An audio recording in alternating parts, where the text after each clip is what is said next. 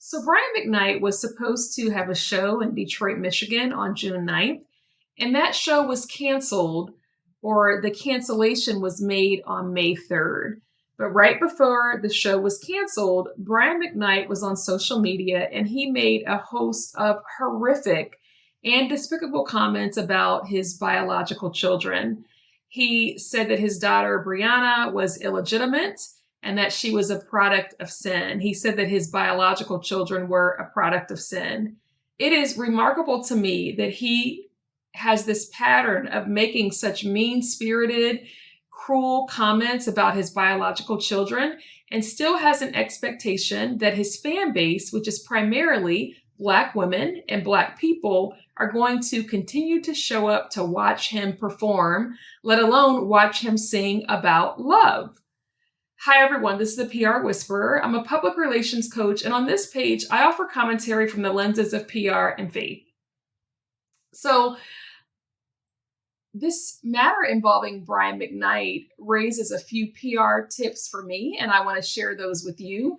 And some of them are also life lessons. So again, Brian had a show that was canceled on June 9th, and it was in Detroit, a city with a large population of Black people.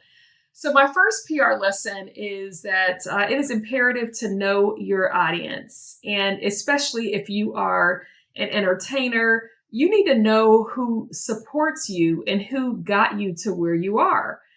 Brian McKnight has had this pattern, at least in the last 4 to 5 years, of publicly making disparaging comments about his biological children. But his fan base is primarily Black, and a large majority of his fan base is Black women. So I don't understand how he thought those comments would fly, given who his core audience is and the people who really propelled his sales to begin with. One thing that you can't do with a Black fan base, a Black female fan base, is talk about how much you hate your Black children, talk about that they are a product of sin, and think that people are going to continue to support you. So that's the first PR tip. The second PR tip is it is imperative that we manage our life. If you do not manage your life will manage your brand. And over the past several years, as I've said before, when the public has heard about Brian McKnight, it has not been about his music. I mean, there was an offensive song that he released a few years ago about women that was totally mind-blowing to me. But aside from that, a lot of times when we hear about Brian McKnight, it's connected to something horrific that he said about his biological children. In 2020, McKnight made this post where he was celebrating his stepdaughter and saying that she made him a girl dad. The only problem is he already had a daughter, and he was not in relationship with that daughter. A lot of people found those comments to be mean-spirited, to be cruel, and to be unnecessary. So if you have left your biological children and you are showing up and you are present in the lives of your stepchildren, why do you have to go out of your way to rub it in your biological children's face? They already feel that pain. They already live with it. But to me, some of the comments that he's made have been completely unnecessary. And now when you think about Brian McKnight, certainly if you are a Black person, if you are a mother, you often connect him with these disparaging comments that he's made about his children. So his brand is as much about the music that he made at one point as it is about how he feels about his biological children. That is a problem, especially if you're trying to sell music. There was also the time in 2019, his biological sons called him out and said that he abandoned them in favor of his stepchildren. He got on and made some response. He basically issued a response. And so, there were also comments that he made in 2023. And then most recently in 2024, when he said that his biological children were a product of sin and that they were illegitimate. And that was in response to a fan asking him about his biological children and why he doesn't talk about them. All of this is unnecessary. All of this casts him in a negative light. Sure, there are people who are estranged from their children. But again, what I can't understand and what I think a lot of people can't understand is why go out of your way to be cruel? Why go out of your way to embarrass them? Why go out of your way to be just mean and nasty? You know, there was a point where for Brian McKnight, his music was the main show, but now the drama and the hatred that he has for his biological children, that has become the main show, and his music is the sideshow. The other thing is that his position is not a popular one. It's not a position that most people understand. So his base of support is not going to be large. The other PR tip is that when you offer a critique or when you make public comments, you're not just speaking to one person. You're speaking to a group of people who can identify with that particular thing. And so when Brian has made these very nasty comments about his children, his biological children, he's not only speaking to them, but he's speaking to anyone who could be triggered by those remarks. He's also speaking to anyone who believes in common decency. All of those categories of people are not going to take what he said lightly, and it's going to cast him in a negative light. You know, most people don't believe that it's acceptable to treat your biological children like trash. Most people don't believe that it is acceptable to go on social media and to make these very negative comments about your biological children and to compare them to your stepchildren. The other thing for me is there's something about this that feels anti-Black.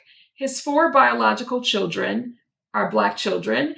His new wife, I'm not sure what her ethnicity is, but he holds them in this high regard. And I keep asking myself, is there anything there that has to do with his hatred of himself as a Black man? And is he punishing his children? Again, this is just speculation and questions that I have, but there's something about this that feels like self-hatred, and there's something about this that feels like anti-Blackness.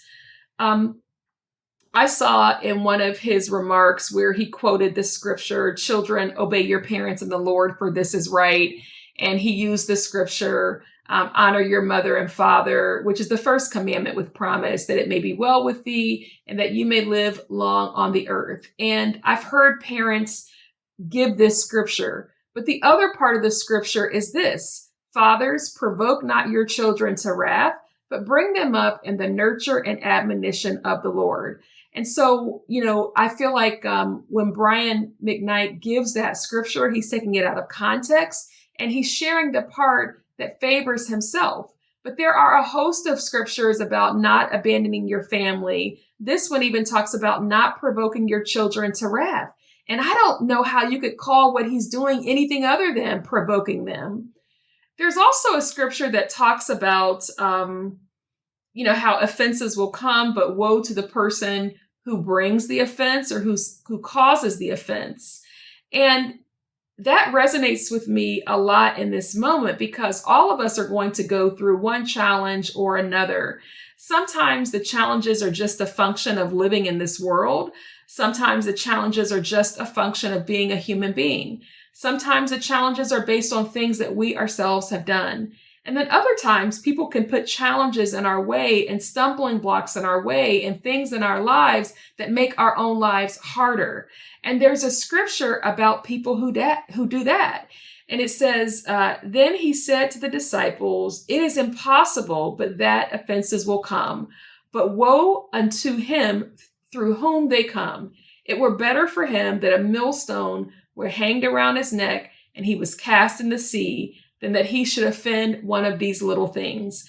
And when you walk away from your children, when you go out of your way to rub it in their face that you have this new family and that you esteem this new family higher than your other children, there is a rejection wound. There's probably all kinds of issues that his children are going to deal with.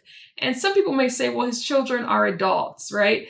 But we were wired to want to be in relationship and to want to be in community with our parents. And so just by virtue of him leaving their lives, now I don't know the backstory, I don't know all that happened, but I'm just saying just by virtue of him leaving their lives and then being so public with his affection for his new family, and it's not just affection for the new family, but it's no, they were bad. And my biological family was bad. How they were conceived is bad. I want nothing to do with them. And I'm justified in feeling that. Him being so public with that is certainly an offense. It is certainly something that will impact his biological children for years to come. And I personally believe that he is not going to go unpunished. I don't believe that you can treat your flesh and blood that way and not have some consequences. So when I heard about the fact that this concert was canceled, it wasn't really surprising to me, given where he was going. Again, a predominantly Black city, given some of the just harsh things that he said. It's like, why would anyone want to go and see someone who displays this kind of character and who displays this kind of hatred?